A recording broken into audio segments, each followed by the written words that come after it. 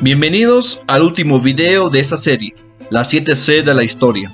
El contenido de esta serie es adaptado del Ministerio Respuestas en Génesis. En los videos anteriores reflexionamos en las primeras C de la historia: creación, corrupción, catástrofe y confusión. Al explorar estas historias y ver cómo se conectan, hemos ido avanzando a través de la historia redentora de Dios y hemos hablado mucho sobre un Salvador prometido. Hoy profundizaremos más en ese tema al enfocarnos en las 3 últimas C de la historia: Cristo, cruz y consumación. La creación de Dios fue corrompida cuando los primeros humanos desobedecieron a Dios. Esta desobediencia trajo al mundo el pecado, el sufrimiento y la muerte. Además, la relación entre Dios y los humanos fue corrompida, ya que Dios es santo y no puede estar en la presencia del pecado.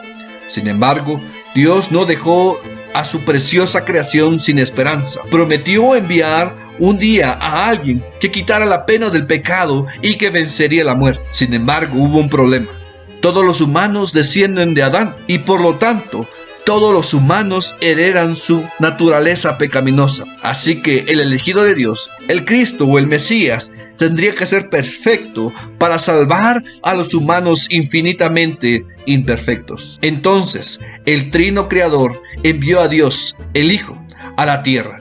Su nombre es Jesús. Jesús era completamente humano y completamente divino a la vez. Otro nombre de Jesús que indica esta verdad es Emmanuel, el cual significa Dios con nosotros. Jesús nació de una virgen hace más de 2000 años en un pueblo cerca de Jerusalén llamado Belén. Como los profetas habían predicho cientos de años antes, Jesús cumplió muchas otras profecías, mostrando que Él era y todavía es el Salvador que fue prometido hace miles de años en el jardín del Edén. Mientras pasó más de 30 años en la tierra, Jesús nunca pecó.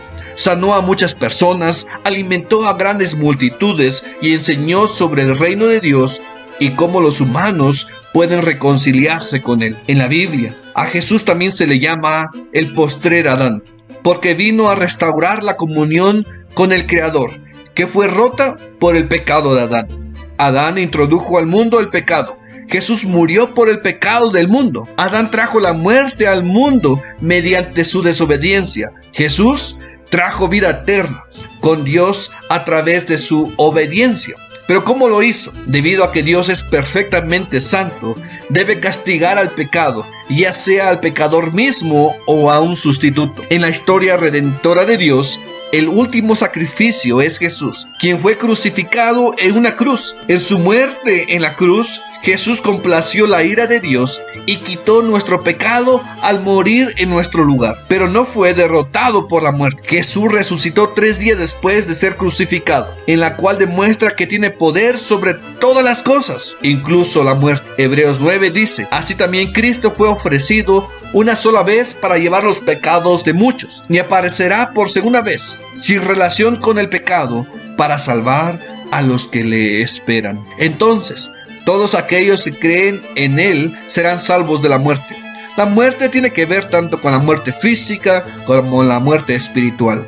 La muerte espiritual implica la separación entre los humanos y Dios, el Creador. Los que mueren separados de Dios pasarán la eternidad sin su Creador, y es una realidad que nadie quisiera experimentar. Un pasaje muy conocido nos explica: porque de tal manera amó Dios al mundo, que ha dado a su Hijo unigénito, para que todo aquel que cree en Él no se pierda, mas tenga vida eterna.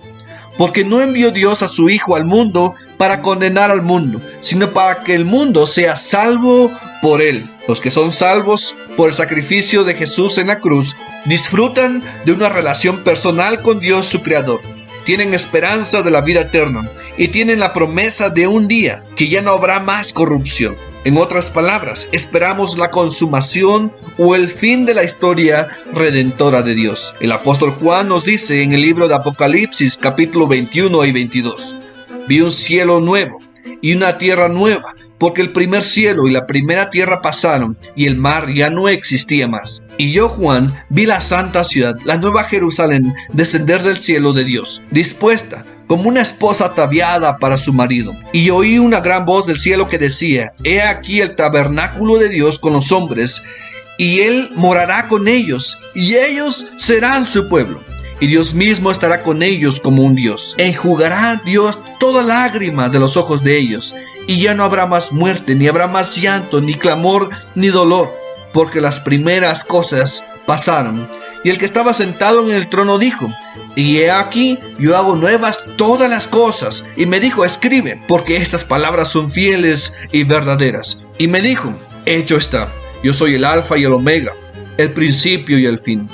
El que tuviere sed, yo le daré gratuitamente de la fuente de agua de la vida. Y el que venciere, heredará todas las cosas, y yo seré su Dios, y él será mi hijo. Y no habrá más maldición, y el trono de Dios y del Cordero estará en ella, y sus siervos le servirán, y verán su rostro, y su nombre estará en sus frentes. No habrá ahí más noche.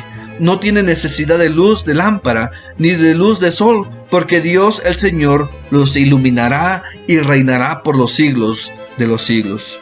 Al reflexionar en esta promesa maravillosa, les dejo con estas preguntas importantes basadas en el reto Dame 5. Aprender. ¿Estás aprendiendo suficientemente sobre las 7 C de la historia para poder hablar en una manera amplia de Cristo, la cruz y la consumación?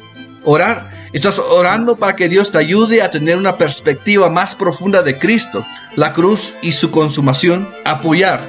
¿Estás apoyando a tu iglesia para que se pueda transmitir bien la completa historia redentora de Dios a personas en tu comunidad y más allá?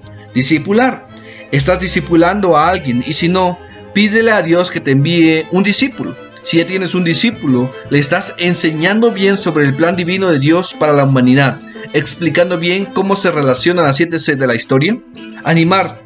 Estás animando a otros hermanos a aprender y enseñar más sobre el panorama bíblico de la redención y de las 7 C de la historia. No olvidemos que la razón por la cual Cristo tuvo que morir en la cruz es por el pecado de la humanidad. Y todos los que han creído en su sacrificio y resurrección y se han arrepentido de sus pecados serán salvos con la esperanza de ver la consumación del plan redentor de Dios.